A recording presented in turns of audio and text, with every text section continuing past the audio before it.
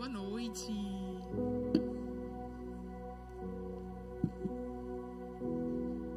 Estou muito feliz de estar aqui hoje. Para quem não me conhece, meu nome é Gabriela. E eu gosto muito de pensar nas coisas assim, quando a gente caminha com o Senhor, que o Senhor nos antecipa tudo que vai acontecer, né? Não tudo, mas muita coisa. E foi uma surpresa para mim estar aqui, mais ou menos. Eu estava de férias em julho e eu fui num culto com minha mãe e uma amiga minha.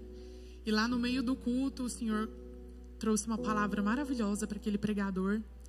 E o Senhor começou a falar um monte de coisa no meu coração. E o Espírito Santo falou assim, ó, anota que você vai falar isso no Únicas. Aí eu, amém, daqui uns meses, um ano, né? Aí 2 semanas depois, Raíssa, oi. Eu, nem. Ele, então, acho que você não pregou no Únicas ainda, né? Eu falei, então, como é que tá os meninos? E aí ela falou, então vai ser você. E eu falei assim, amém, o Senhor já tinha me falado. Mas eu gosto muito de caminhar com o Senhor, porque o Senhor fala com a gente antes. E eu quero abrir um pouco o ambiente profético. O Senhor falou na nossa intercessão na sexta-feira que Ele já tinha preparado um exército de anjos para estar neste lugar. E o exército de anjos dele vinha com muitas recompensas, muitos milagres. E o Senhor me mostrou uma pessoa que acordou com muita dor nas costas, muita dor na coluna, ou também pessoas que têm vivido com muitas dores na coluna constantemente. Quem é você? Eu sei que o Senhor vai trazer cura hoje neste lugar. Temos 1, 2. Outra pessoa também, o Senhor me falou sobre sofrer de insônia. Pessoas que sofrem de insônia aqui. Eu creio que o Senhor está querendo trazer cura. Amém? Vamos estender as mãos sobre essas mulheres? Fala, Senhor, nós já declaramos a cura sobre elas. Nós te agradecemos, Pai, porque o Senhor veio hoje neste lugar e tirou toda dor na coluna, qualquer problema que tenha de coluna hoje. Pai, Senhor, obrigada pela cura delas. Senhor, sobre insônia, eu declaro sono dos justos. Pai, eu declaro que elas vão dormir como nunca dormiram antes nas suas vidas. Eu declaro um sono renovador, transformador sobre a vida dessas mulheres, Senhor. Nós não aceitamos isso mais sobre a vida delas. Eu declaro que elas estão curadas pelo poder do nome de Jesus. Amém? Hoje, a palavra que eu vou compartilhar com vocês é um pouquinho clichê, mas é algo que o Senhor falou muito profundo comigo. E eu queria que vocês abrissem a Bíblia comigo, em Mateus, capítulo 15, do versículo 21 ao 19. A gente vai falar sobre a mulher estrangeira. Mateus 15, do 21 até o 29. Diz assim: Jesus saiu dali e foi para a região que fica perto das cidades de Tiro e de Sidom. Certa mulher cananeia que morava naquela terra chegou perto dele e gritou: Senhor, filho de Davi, tenha pena de mim. A minha filha está horrivelmente dominada por um demônio. Mas Jesus não respondeu nada. Então os discípulos chegaram perto dele e disseram: mande essa mulher embora, pois ela está vindo atrás de nós, fazendo muito barulho. Jesus respondeu: eu fui mandado somente para as ovelhas perdidas do povo de Israel. Então ela veio, ajoelhou-se aos pés dele e disse: Senhor, me ajude. Jesus disse: não está certo tirar o pão dos filhos e jogá-lo para os cachorros. Sim, Senhor, respondeu a mulher, mas até mesmo os cachorros comem das migalhas que caem debaixo da mesa dos seus donos. Mulher, você tem muita fé, disse Jesus, que seja feito o que você quer.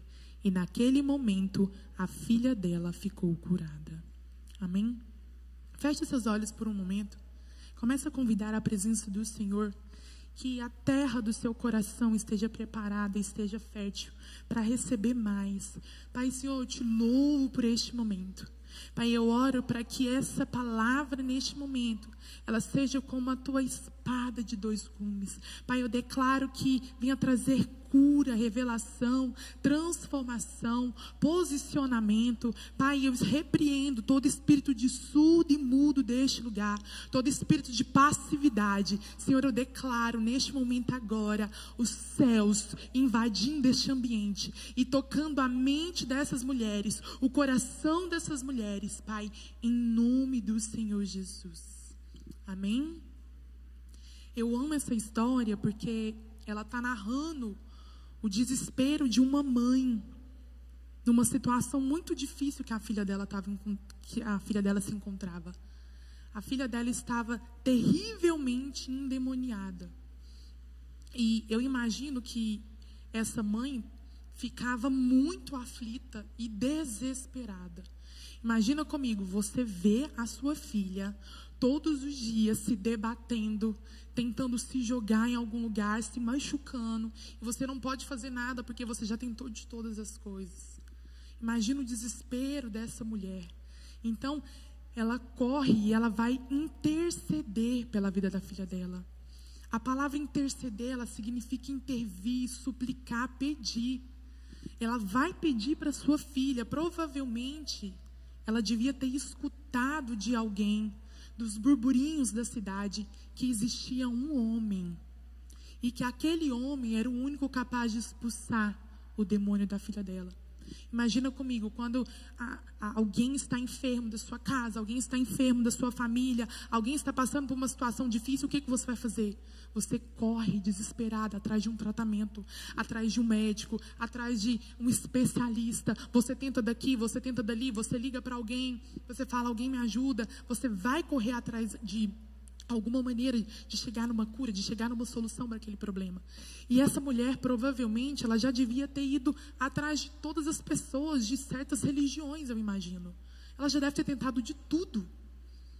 Ninguém conseguia expulsar o demônio daquela mulher. E provavelmente, através de um burburinho, ela deve ter escutado que existia um homem que era o único que podia curar a filha dela. Então, o que ela faz? Ela vai desesperadamente. Imagina se fosse você. Para quem é mãe aqui, imagina se fosse sua filha. Só existe uma pessoa da face da terra que pode curar ela. Se você não ia gastar tudo que você tem, todas as suas forças e energias para correr atrás daquela pessoa. E aquela moça, ela era estrangeira. A palavra que a gente acabou de ler fala que saindo dali, né? Na época, Jesus, ele veio para os seus. Ele veio para os judeus. O plano do Senhor que ele narra na Bíblia é que ele morreria primeiro para os judeus e depois pregaria para os gentios. Mas acontece que quando os milagres vinham, o que acontecia? O povo conversava. Gente, quem que recebe uma notícia maravilhosa e fica quietinho? Eu não, você está contando, nossa, gente, aconteceu isso, olha que bênção. Então, provavelmente, as curas e milagres de Jesus repercutiam além de Israel. Tanto que essa mulher deve ter ouvido falar de Jesus. E essa moça estrangeira, ela vai correndo. Jesus, ele geralmente pregava em Israel, mas neste dia fala que ele saiu um pouco daquela região. Então, nesse texto, ele fala que provavelmente ele estava entrando numa terra onde não era da cultura dele. A cultura dos judeus, elas tinham muitas leis, elas tinham várias coisas que eles seguiam. Então, pensa comigo, os discípulos já ficavam meio assim. Nossa, Jesus está aqui, nem esse povo aqui. E agora, né? Que preguiça desse povo. Provavelmente essa mulher, o que a gente fala hoje, de não evangélica. Ah, eu não sou evangélica. Ou uma evangélica não praticante, talvez. Ou simpatizante. Quem já ouviu esse termo? Nossa, eu simpatizo muito com o evangelho. Nossa, eu simpatizo com a igreja. Nossa, eu gosto de ir na igreja. Todo domingo. Nossa, mas é bom ir na igreja, né? Eu vou na igreja uma vez por mês. Nossa, que bênção. Sou super simpatizante. Eu imagino que essa mulher, ela era simpatizante também. Porque ela falou, tem alguém aí, né? Pode ser que ela vai simpatizar com aquela cultura. O que ela queria era o quê? O milagre. O que ela queria era resolver o problema dela, independentemente de onde que viria. Então, a palavra fala que ela sai correndo, ela começa a gritar. Ela começa a gritar em alta voz, como quem está desesperada. Imagina, ela deixou a filha em casa, provavelmente acorrentada, amarrada, para ela não se ferir. E foi correndo atrás do único que podia salvar ela. E ela chega e fala: Jesus, filho de Davi, que na época era o título de Jesus, e este título na época representava que ele era o Messias. E o Messias representava o Salvador do mundo. Olha só que incrível, uma estrangeira, que não era da cultura deles, ela vem ao Senhor e ela clama o nome dele sobre o título que ele veio para os dele e os dele não o aceitaram. A palavra do Senhor fala que o Senhor veio para os dele e os dele o rejeitaram. Então ela vem de fora, como quem não quer nada, e fala: Jesus, filho de Davi. Em outras palavras, ela falava Messias, o Salvador do mundo. E ela se prostra a Jesus, ela adora ele, chama ele de Senhor, reconhece a divindade sobre a vida de Jesus e ela clama: me ajude. E nesse contexto, quando alguém chama, a outra pessoa, ela passa a reconhecer o título dela. Ela fala Senhor. Ela reconheceu que Jesus era o Todo-Poderoso, o mais alto de todos. E tanto que Jesus depois ele vai elogiar a fé daquela mulher, porque ela era estrangeira. Ela não tinha os mesmos direitos que os discípulos de Jesus. Ela não tinha os mesmos direitos de sentar com o Senhor. E aí os discípulos ainda falam: não, Senhor, manda essa mulher embora, ela está gritando demais. Ela não tem direito. Ela é um resto mortal. Escolhidos somos nós. Ela é só mais uma.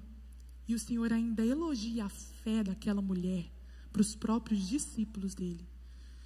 E nisso, a gente aprende como a fé move o coração do Senhor. Como a fé nos faz sair de comer as migalhas e nos transiciona para a mesa de filhas. E é sobre isso. Eu não quero focar essa ministração sobre a fé, porque todas aqui nós sabemos que sem fé é impossível agradar a Deus. Nós sabemos que tudo vem pela fé, nós sabemos que temos que ter fé no Senhor. Mas Deus, Ele não quer levantar uma geração que simpatize com o Evangelho. Eu quero que você guarde isso. Deus não quer uma geração que simpatize pelo Evangelho. Ele veio para criar discípulos, filhos e filhas que se assentam com Ele na mesa e não come somente das migalhas. Talvez é muito forte o que eu vou falar, mas temos que começar a questionar o nível do nosso evangelho. Se é um evangelho que busca ao Senhor somente pelos milagres que Ele pode realizar, ou um evangelho que busca ao Senhor porque Ele é tudo que tem no seu coração. Você ama tanto ao Senhor que você entrega tudo a Ele. Porque não tem a ver do tanto que nós temos do Senhor. Às vezes nós oferecemos devocional, todos os dias, 1 hora diária, 20 minutos. Nós entregamos orações antes de comer, orações antes de dormir. Nós temos gratidão por tudo. Tudo que a gente compra, tudo que a gente faz, a gente agradece o Senhor. Mas talvez não tenha a ver com isso, não tenha a ver com o quanto nós temos dele. Tem a ver o quanto Ele tem de nós. Para pensar sobre isso. O que você tem do Senhor não diz quem você é, mas o que o Senhor tem de você diz quem você é. Porque se Ele não tem os seus sonhos, Ele não tem você. Se Ele não tem o seu coração, Ele não tem você. Se Ele não tem o seu tesouro, Ele não tem você. Então engloba todas as áreas da nossa vida. E isso é muito profundo. E às vezes a gente pensa que viver de migalhas é somente se contentar com uma situação, ou que você está passando, ou se contentar com a vida que você leva. Aí a gente fica assim, não, só vive de migalhas quem vai uma vez por mês no culto, eu vou todo domingo. Só vive de migalhas quem não faz devocional, eu faço todos os dias. Só vive de migalhas quem não lê a Bíblia e eu leio. Sabe o que o Senhor ministrou no meu coração neste dia? Ele falou assim, Gabi, todo mundo que vive abaixo do que eu projetei para eles, todo mundo que vive por busca de aprovação dos outros, vive de migalhas. todo mundo que não vive aquilo que o Senhor sonhou para a sua vida está vivendo de migalhas.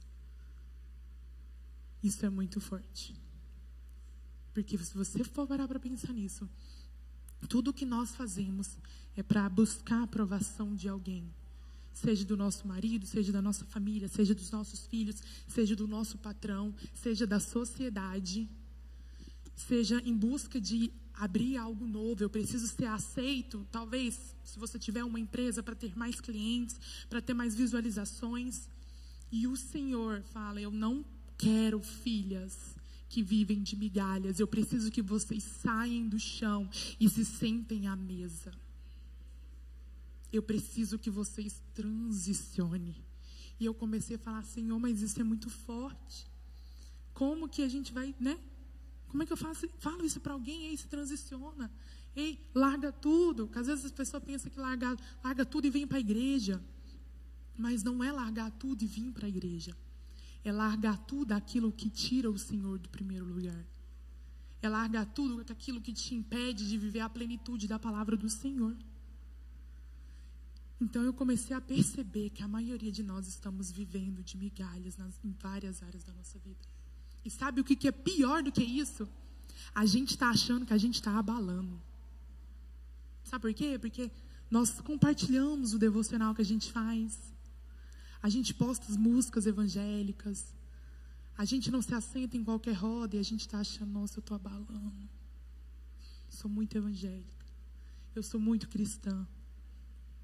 E quando você começa a se colocar verdadeiramente, se posicionar em disposição do Senhor, você descobre que você não aguenta mais viver só de migalhas. Você quer sentar na mesa, você quer receber aquilo que Ele tem direito. Quem se assentava, né, na mesa do Senhor? Pessoas mais próximas. Quando você se coloca à disposição do Senhor, você começa a querer mais, viver mais. Você quer sentar da mesa, desfrutar daquele banquete. A palavra do Senhor fala que o Senhor vem para quê? Para que nós tenhamos vida e a temos em abundância. Então, não se preocupar com os desejos do seu coração, os sonhos do seu coração, é errado. Mas a vida em abundância, quando se busca o Senhor, é muito diferente. Semana passada eu estava conversando com um colega, e ele é filho de pastores. E ele falou assim, que ele perguntou para a mãe dele. Falou assim: mãe, qual que é o seu sonho? Ela começou a falar, falou assim: nossa, meu sonho é que a igreja cresça. Meu sonho é que a igreja tal, né? Que ela multiplique, que o Senhor faça na vida dos fiéis da nossa igreja. Aí ele falou assim: não, mãe, o seu sonho. E aí eu fiquei pensando, aí ele falou assim: a minha mãe não tem sonho. Tudo dela envolve a igreja. E aí na hora eu falei assim: nossa, é mesmo, né? Que paia. Aí depois eu fui parar a pensar. O Senhor falou assim: quem não sonha com as coisas do reino vive de migalhas. Se você não está sonhando em transformar a sua cidade, o seu trabalho, a vida de outras pessoas, você está vivendo de migalhas. E a palavra do Senhor vai falar: não ajuntei tesouros na terra, mas ajuntai nos céus. Quando ele pergunta para a mãe dele: mãe, qual é o seu sonho? Isso só vai revelar o desejo do coração dela. E o seu coração, ele tem que estar alinhado com aquilo que vem do céu. Porque você precisa amar o Senhor acima de todas as coisas. Faz sentido? E o Senhor começou a me chamar a atenção. Falou: Gabi, ajude a tirar as pessoas do chão. Transiciona elas para a mesa. Porque na mesa você recebe alimento direto do Senhor. E às vezes a gente pergunta: mas quem que senta na mesa? As pessoas que sentavam na mesa com Jesus eram seus seguidores. Eram seus discípulos. E embora todos os seus discípulos estivessem no momento e nos processos de transformação, porque ninguém ali era santo, ninguém ali era perfeito, era todo mundo um pior que o outro. Eles brigavam entre si para saber quem que era o melhor. Eles eram tudo um mais chato que o outro, um mais dificultoso que o outro. Todo mundo ali tinha um problema. Eu amo ver The Chosen. Quem conhece a série The Chosen? Eles ficam brigando o dia inteiro. Eu adoro, eu falo, nossa, me encontrei. Encontrei eu. Eles eram difíceis, eles eram chatos. Eu já teria dado um tapa em todo mundo. Falando, não quero mais ficar com vocês, não. Mas embora eles estivessem no processo de transformação, eles sentavam na mesa porque eles entenderam e eles escolheram viver uma vida dedicada ao Senhor, ao reino de Deus. Eles abandonaram tudo. A partir do momento em que Jesus chamou eles largaram as redes, largaram os ofícios, largaram as casas, largaram tudo que tinha e foram encontrar com o Senhor. Em outras palavras, eles abriram mão dos seus sonhos e começaram a sonhar os sonhos do Senhor. Ele abriu mão do trabalho e começaram a trabalhar para o Senhor. Eles abriram mão de tudo aquilo que eles viviam para eles e começaram a viver para o Senhor. E é esse nível de pessoas que o Senhor procura para sentar na mesa com Ele. Eu escutei a cena de um filme que eu achei muito interessante. E nessa cena tinha o rei, e o rei estava morrendo. E ele não tinha filhos, ele não tinha se casado, ele não tinha filhos. E o irmão mais velho dele estava já projetando tudo o que ele ia fazer quando ele fosse rei. E ele só esperando o irmão morrer, querendo que o irmão morra, porque o maior sonho da vida dele era se tornar rei. E ele estava muito feliz, que o irmão dele estava morrendo.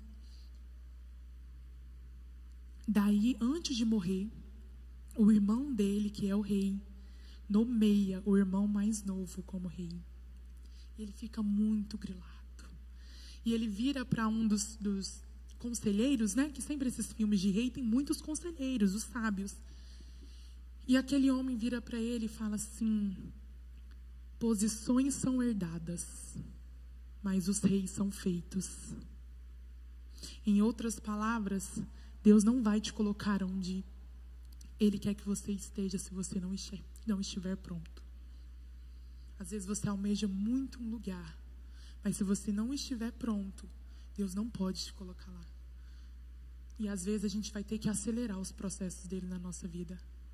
Sempre que eu sento com algumas pessoas para conversar, eu falo: e aí, como é que está a sua vida? O que você precisa resolver logo? Para de embromar. Você tem falta de perdão? Perdoa logo. Passa para frente. Não atrasa os processos que o Senhor está fazendo na sua vida, não. Resolve sua situação para você ir para a próxima fase, para você ir para a próxima estação. Não fica perdendo tempo, resolva. Se você tem inveja, resolva. Se você tem alguma dificuldade, resolva. Passa para frente, muda de fase. Se você não abrir mão de muitas coisas, você nunca vai viver a plenitude de Jesus na mesa com Ele. Sentar na mesa como filha exige de nós um posicionamento de todas as áreas da nossa vida. Fala comigo, posicionamento. É isso que você precisa começar a fazer a partir de hoje. Um posicionamento. Nós temos que transformar toda a forma como vivemos. O Evangelho, ele é carregado de muito amor, mas ele também é carregado de muito confronto. Quando você vai ler a palavra do Senhor, aquilo te confronta de um jeito que você fala: eu tenho que nascer de novo. Meu Deus. A palavra, ela vai te confrontando daqui, ela te confronta dali. Quando você vê, você não tem jeito mais. Às vezes você dá até uma parada. Fala: não, Senhor, não vou ler isso aqui mais não, está machucando, está doendo. E o Evangelho de Jesus, ele sempre vai te apontar para o destino que Ele te fez. Você nunca vai conseguir ler a Bíblia e terminar de ler ela da mesma forma que você começou.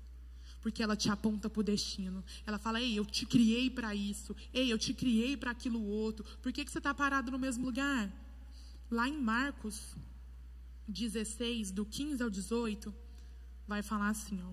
Então ele disse: vão pelo mundo inteiro e anunciem o Evangelho a todas as pessoas. Quem crer e for batizado será salvo, mas quem não crer será condenado.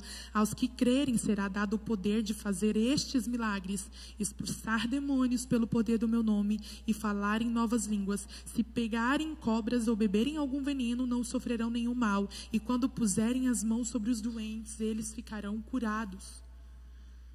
O mandamento que Jesus deixa é: vão e façam discípulos, vão e façam discípulos de todas as nações, preguem o meu nome, anunciem o reino, expulsem os demônios, curem os enfermos e ressuscitem os mortos.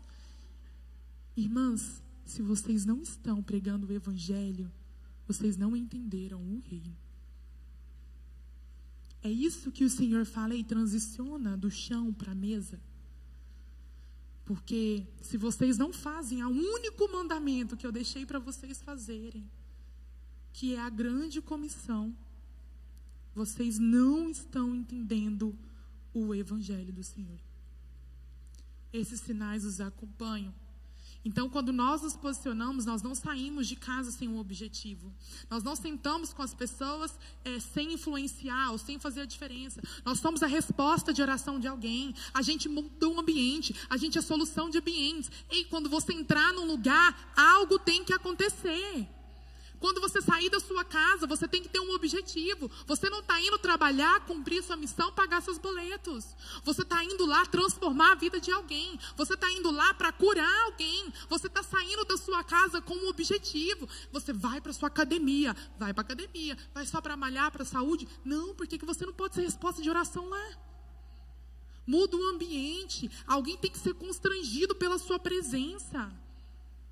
Chega de sermos mulheres que vivem uma vida corrida, cheia de afazeres e trabalho, e no final do dia a gente está com o coração cheio de gratidão por tudo que o Senhor nos deu, permitiu ter. Aí fica lá, que gratidão, Senhor, eu te louvo, eu tenho tanta gratidão, olha aqui, consegui isso, Senhor, consegui, nossa, eu sou tão grata.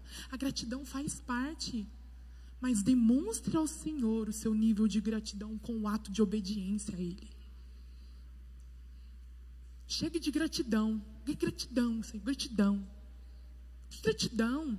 A gratidão, então, vai te levar para um nível de obediência. Ei, obedeça. A palavra do Senhor fala, ei, cura os enfermos. Expulsem os demônios. Ressuscitem os mortos. Seja luz onde você está. E aí sim, você pode chegar em casa e ter gratidão. Não só fica, ai, grato, Senhor, eu te louvo por esse café da manhã lindo. Aleluia, Senhor. Aí tá lá, sua amiga morrendo de um lado, o casamento da outra acabando do seu lado, o pau comendo lá. Aí você fica, meu Deus, e agora? Situações difíceis no trabalho, ninguém sabe resolver o problema. Ei, você é a resposta do problema. Você é a solução do problema. Então Ele quer que nós nos posicionemos como mulheres que vivem um estilo de vida de adoração, manifestação do reino do Senhor aqui na terra. Que antes de sair de casa você fala, Senhor, quem eu vou encontrar? Por quem que eu vou orar? Qual que é o nome do cliente que vai chegar na minha mesa? Como que vai ser? Me mostra onde que eu vou manifestar o seu reino. Gente, o Senhor fala. Tem um amigo aqui na igreja que ele é vendedor. E ele foi me contar o testemunho dele. Ele falou assim que quando acordou, o Senhor falou um nome para ele. Falou assim, ó, esse cara vai entrar lá na sua loja hoje e vai sentar na sua mesa. Pois não deu umas 4 horas de trabalho, o cara sentou. Qual que é o seu nome, fulano? Ele lembrou na hora. E o Senhor tem prazer em revelar para nós, para que nós possamos trabalhar com Ele. Nós trabalhamos com o Senhor. E às vezes você fala assim, mas Gabi, você não sabe o que aconteceu comigo. Minha história de vida é tão difícil, eu já passei por tanta coisa. Eu não consigo viver nessa plenitude aí não. Como que eu faço para viver isso? Primeira coisa que você deve fazer para começar a viver e ter esse posicionamento se chama, Deus quer te levar para um novo nascimento. Fala comigo, novo nascimento. Levanta a mão aqui, quem já nasceu de novo? Acho que quase todo mundo aqui, aleluia. Sabe o que o novo nascimento faz conosco? O Weber até pregou isso ontem. Eu falei, gente, ele está me copiando. Não é eu que estou copiando ele, porque eu já tinha escrevido isso aqui. O novo nascimento, ele vai te gerar uma nova natureza. Fala comigo, natureza. Quando você converte, o que significa conversão? Você está numa direção e aí você converte. Você muda de direção. Quando nós aceitamos Jesus, nós nascemos de novo, temos um novo nascimento. A nossa vida agora vai ser transformada pela nossa natureza. A nossa natureza vai transformando. Já viu quando a gente fala assim, ô naturezinha da irmã? Natureza difícil. Nossa, irmã abençoada. Eu sou um pouquinho abençoada. Mas Deus está fazendo. Então o Senhor, Ele quer transformar a nossa natureza a partir do novo nascimento. E sabe o que essa nova natureza vai gerar em você? Um novo comportamento. Deus faz você nasce de novo, com um novo nascimento, você gera uma nova natureza. A nova natureza gera novos comportamentos. Então, aquilo que você fazia antes, você não vai fazer mais. E é natural. Do nada você vai falar assim, se fosse eu daqui uns 4 meses atrás, eu tinha dado um tapa. Agora eu não dou mais, agora até assim, abençoei ele, né? Assim, Deus te abençoe. Eu gosto muito do que o Judá Bertelli fala. Ele fala assim, a fé é em mim o que o amor ainda não governa. Vou te dar um exemplo. Ele fala assim, vamos supor que você tem um amigo no trabalho, aquele cara abençoado. Quem tem um amigo abençoado no trabalho? O canseira. Aquele mesmo. Aí, ele fala assim, olha, como eu sou crente, eu vou amar a vida dele pela fé. Sabe aquele negócio que o povo fala assim, irmão, eu amo sua vida. Eita, amo sua vida. Eu amo sua vida, mas eu amo obrigada pela fé, porque eu, né, amo sua vida. Aí vai passar um tempo, 2 tempos, 3 tempos, você vai convivendo com aquela pessoa e orando pela pessoa, pegando amor. Um dia você vai falar assim, olha, até que eu não tenho mais antipatia. Já começamos, né? Não tem mais antipatia, não. Aí passa mais um tempo, mais outro tempo, você fala assim, gente, até que ele não é chato. Ele é ok. Vai passar mais um tempo, você vai falar assim, cara, gostei de você. Vai passar outro tempo, você fala assim, cara, eu te amo. E agora você não precisa mais de fé para amar aquela pessoa. Porque a fé é só em você o que o amor ainda não governou. Então, quando você aprende a amar alguém, você começa a entender e olhar aquela pessoa com os olhos de Deus. E aí, esse novo comportamento seu, ele vai gerar em você uma nova cultura. E essa cultura que vai ser instalada com você é a cultura que chamará a cultura do reino de Deus. E a cultura do reino de Deus, ela vai começar a te transicionar para a mesa do Senhor. A cultura do reino de Deus vai falar quem é você no meio da circunstância que você está passando. Como que você guerreia as suas guerras. Como que você está aprendendo a lutar. Como que é seu nível de oração. As respostas. Vê a resposta de Jesus para aquela mulher quando ela fala, Senhor, filho de Davi, que a gente acabou de ler. O que ele fala? Nada. Ele não responde ela. Em outras palavras, ele fala um não para ela. Só que ela não aceita o não. Ela não aceita aquele silêncio. E ela começa a argumentar com Jesus. Fala comigo, argumentar com Jesus. Engraçado que ela, que eu falei, ela é uma cananeia, ela não era da cultura de Jesus. Mas ela rebate Jesus na mesma cultura dele. Ela fala, engraçado, né, Senhor? Não é lícito você dar as migalhas para os cachorros, mas na sua cultura, os cachorros comem as migalhas que caem no chão. E aí Jesus espanta com aquela resposta. E Jesus fala para ela que pela fé dela, ela vai receber o milagre dela. Em outras palavras, ela falava, Senhor, eu não me importo de não ser digna, de não ser sua discípula, de não ser sua filha. Eu só quero o meu milagre e eu sei que você é o único que pode realizar o meu milagre. Quantas vezes na Bíblia nós escutamos histórias de homens de Deus que argumentam com o Senhor? Que clamam, que intercedem. Recebem uma notícia do Senhor, vai acontecer isso, e eles começam, não, Senhor, não faz isso. Moisés é um grande exemplo. Quantas vezes ele livrou o seu povo de morrer no deserto? Ele argumentava com o Senhor. Quantas vezes na Bíblia o Senhor Sodoma e Gomorra não era para ser destruída, porque ele argumentou, olha, se o Senhor achar 10 justos, vai destruir.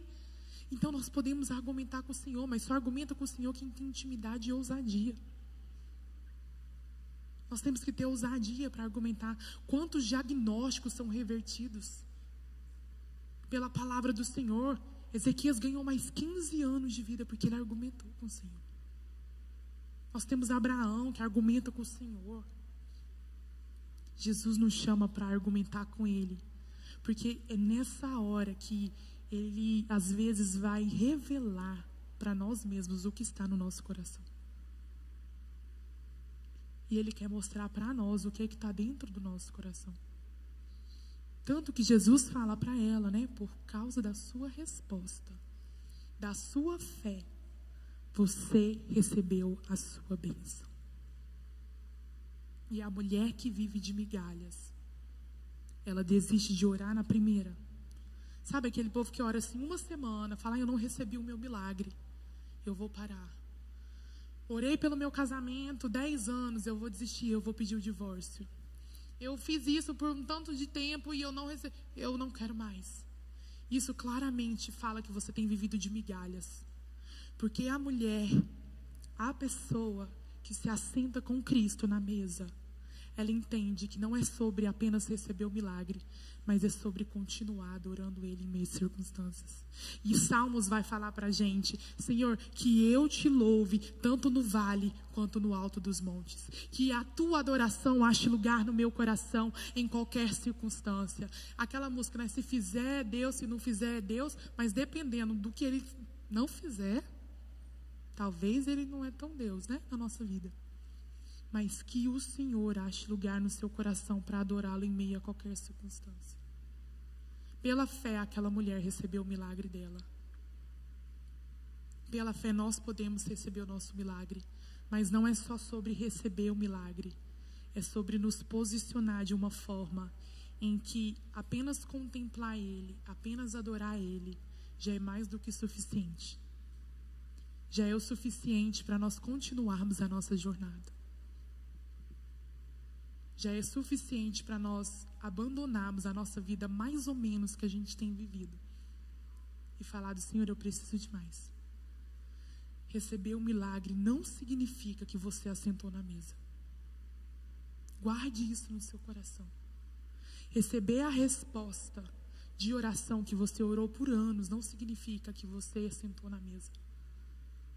Sabe o que significa? O que vai falar para você que você assentou na mesa, que você entendeu? Quando você construir, se posicionar para uma mentalidade transformada. Deus precisa mudar, transformar nossa mentalidade do mundo para uma mentalidade do reino. Uma mentalidade de filha. E eu quero te impulsionar esta noite a sentar na mesa. Eu quero te impulsionar a sair da posição em que você está e se transicionar para a mesa, entendendo que você precisa entregar um novo nível de adoração para o Senhor. Você precisa começar a viver uma vida de evangelho de verdade. Não é só cuidar da sua família, ser uma boa esposa. É primeiro o Senhor. É primeiro o Senhor. Em todas as coisas. E se posicionar com a mulher que o Senhor te chamou para ser. Então, nós vamos clamar por um novo nascimento, para que isso te gere uma nova natureza, para que isso te gere novos comportamentos e para que isso te gere uma nova cultura, com uma nova mentalidade do reino dos céus, para que você sente à mesa com o Senhor, para que você comece a modificar tudo que você faz, tudo que você pensa, como você age em qualquer circunstância. Eu quero que você coloque de pé agora neste momento. Eu quero orar com você. Eu quero começar a declarar sobre a sua vida um senso de urgência no seu coração, sobre se posicionar mediante ao evangelho que você tem vivido, mediante as circunstâncias que você tem vivido. Já começa a pensar, Senhor, hoje é segunda-feira. Essa semana eu não vou sair de casa mais sem orar por alguém. Sem perguntar para o Senhor o que eu vou fazer. Eu quero que chegue no domingo e eu vou ter um monte de testemunho para contar. Eu vou transformar alguém no meu ambiente de trabalho. Eu vou tirar um tempo para sentar com alguém que precisa de uma ajuda. Eu vou tirar um tempo para poder conversar com pessoas que precisam de uma orientação. Eu vou falar do teu evangelho. Eu quero que você comece a orar agora pedindo para o Senhor. Fala: Pai, me ajude a transicionar, Pai. Me ajude a querer olhar para o Senhor, não somente pelos milagres que eu preciso, não somente por aquilo que eu quero que o Senhor faça na minha vida, mas me transiciona para um novo nascimento. Me transiciona, Pai, para uma nova natureza, para um novo comportamento, para uma nova cultura, que eu tenha a cultura do reino dos céus. Pai, que eu não saia da minha casa sem um objetivo. Pai, que eu não faça nada na minha vida sem honrar a Tua presença, sem honrar o Teu santo nome. Pai, cria em mim, Senhor, um coração justo, um coração íntegro, reto, um coração apaixonado pela Tua presença.